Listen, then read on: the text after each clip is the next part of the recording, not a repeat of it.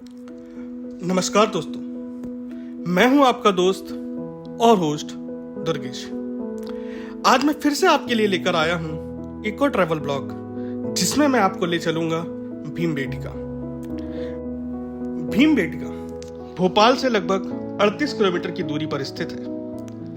अभी हम चल रहे हैं नेशनल हाईवे नंबर 46 पर। यह वही राजमार्ग है जो ग्वालियर से भोपाल होते हुए बैतूल तक जाता है। इस राजमार्ग पर लगभग 27 किलोमीटर चलने के बाद हम राजमार्ग को छोड़ते हुए राइट साइड पर मुड़ते हैं। जैसे ही हम मुड़ते हैं, हमारा सामना होता है रेलवे के बंद फाटक से। थोड़ी देर इंतजार करने के बाद यहाँ से एक ट्रेन गुजरती है और उस ट्रेन के बाद फिर से हम हमारी भीमबेटका की यात्रा को कंटिन्यू करते हैं।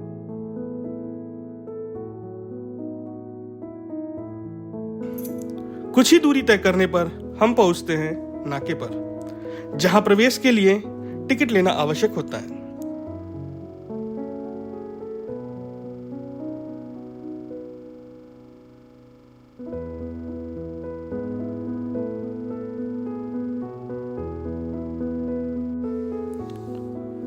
और यहां से शुरू होती है घने जंगलों और खूबसूरत प्राकृतिक नजारों से घिरी हुई भीमबेटका की राह। जैसे जैसे हम आगे बढ़ते हैं, हवा और भी ताजगी से भर जाती है और रास्ते के हर मोड़ हमें इतिहास के और करीब ले जाते हैं। इस खूबसूरत रास्ते को पार करते हुए अब हम पहुंच चुके हैं भीमबेटका की पार्किंग में। तो दोस्तों, पार्किंग में गाड़ी लगाने के बाद अब हम चलते हैं प्रवेश द्वार की तरफ और यहां से हम आगे बढ़ेंगे भीमबेटका के लिए। भीमबेटका सिर्फ एक पर्यटन स्थल नहीं है, बल्कि यह यूनेस्को वर्ल्ड हेरिटेज की साइट भी है। यहां पाई गई गुफाएं और शैलचित्र हमारे पूर्वजों की जीवन शैली की गवाही देते हैं। कहा जाता है यह स्थल लगभग 30,000 साल पुराना है। इसे पाषाण युग का जीता जागता संग्रहालय भी कहा जाता है।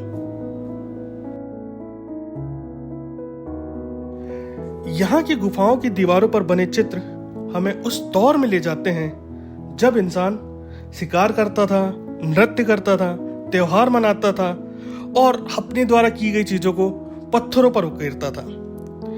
यहाँ के चित्रों में हमें हिरण, हाथी, बाघ, घोड़े और इंसानों की अनगिनत आकृतियां आज भी साफ देखी जा सकती है। ये सिर्फ चित्र नहीं है, बल्कि उस सभ्यता की अमर यादें हैं जो आज से हजारों साल पहले यहां पर पनपी थी।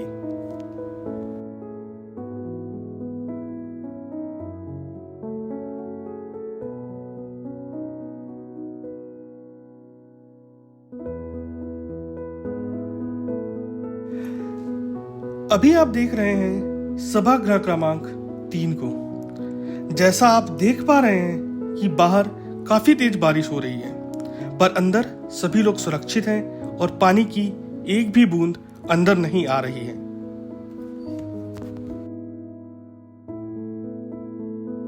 अब हम सभागृह के अंदर की ओर चलते हैं।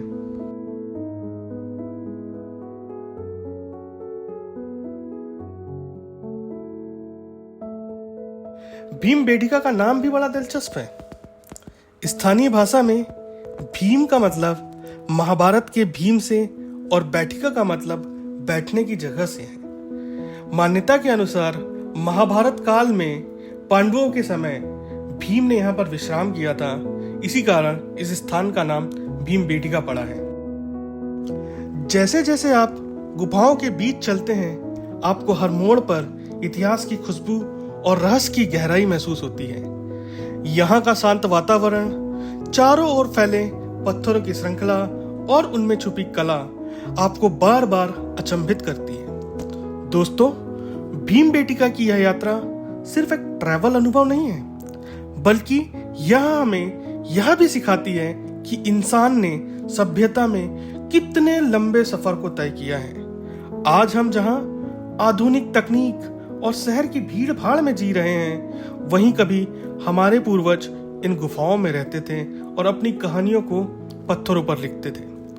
तो आइए इस अद्भुत धरोहर को करीब से देखें, इनकी गुफाओं में छिपे चित्रों को महसूस करें और गर्व करें कि हमारी धरती कितनी समृद्ध और प्राचीन संस्कृति की गवाह रही है।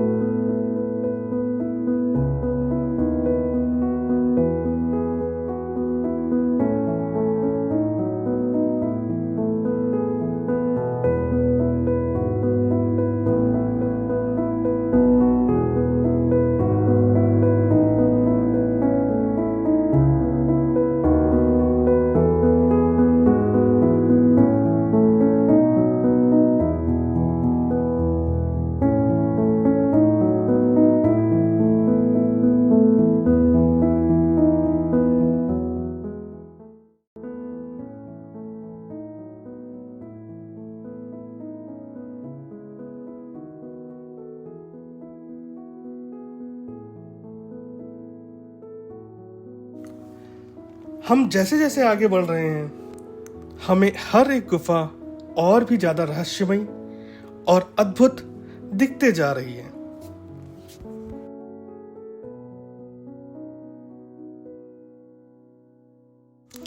अभी आप देख रहे हैं एक ऐसी चित्रकारी को जिसे देखकर लगता है कि हमारे पूर्वज किसी त्योहार को सेलिब्रेट कर रहे हैं।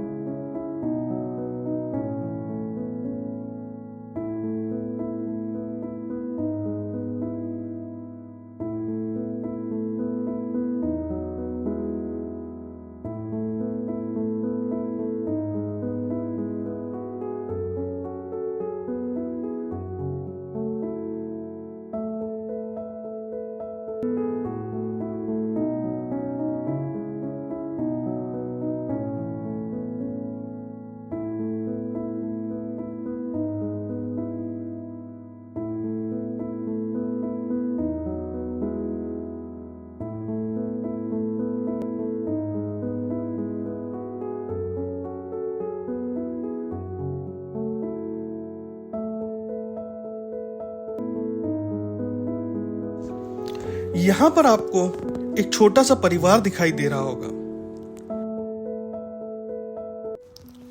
दोस्तों, भीमबेटका की गुफाओं की खोज सन 1957 में डॉक्टर श्री विष्णु श्रीधर वाकड़कर जी ने की थी। यह स्थल लगभग 750 गुफाओं पर फैला हुआ है, जिनमें से लगभग 400 ऐसी गुफाएं हैं जिनकी दीवारों पर आज भी चित्र मौजूद है। इन चित्रों की आयु लगभग 30,000 साल पुरानी मानी जाती है। भीमबेटका को इसकी ऐतिहासिक और सांस्कृतिक महत्ता के कारण सन 2003 में यूनेस्को द्वारा विश्व धरोहर स्थल के रूप में दर्जा दिया गया।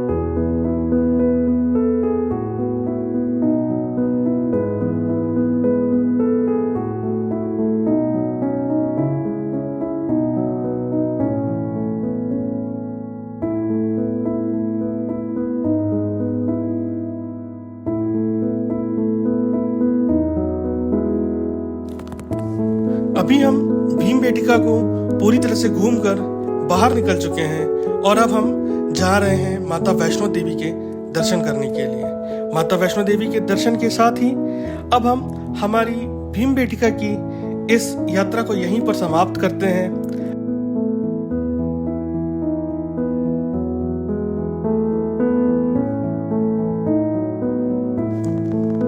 अगर आपको हमारा ये ब्लॉग पसंद आया है तो प्लीज़ आप हमारे चैनल को सब्सक्राइब करें, वीडियो को लाइक करें और कमेंट बॉक्स में जाकर अपने कमेंट करें।